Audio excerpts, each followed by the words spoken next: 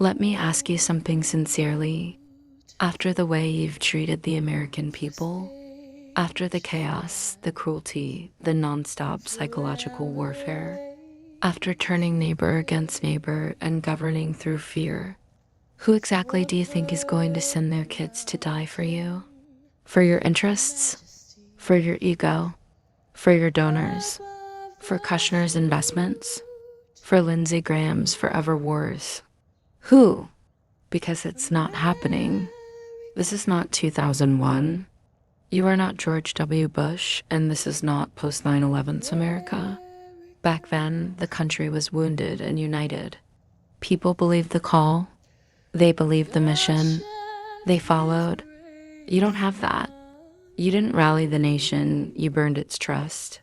You're talking about war with our own people, with Venezuela, Mexico, Cuba, Greenland, throwing threats around like matches in a dry forest, while treating Americans like disposable labor and disloyal subjects.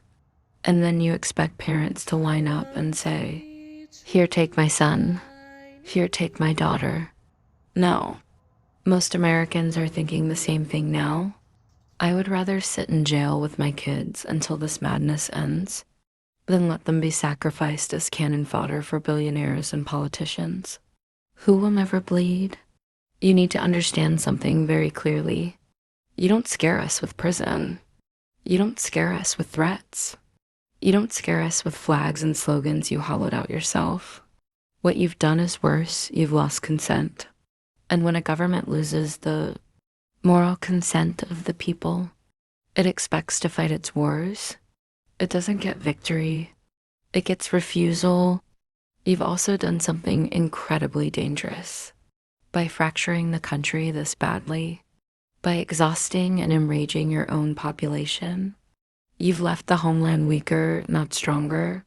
The final stretch before any external conflict is when a nation needs unity most, and you shredded it for power.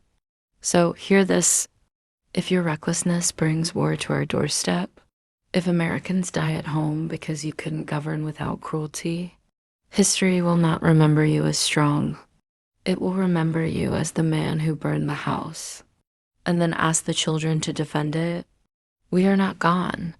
We are still here, and we are done offering our children to people who see them as numbers on a balance sheet.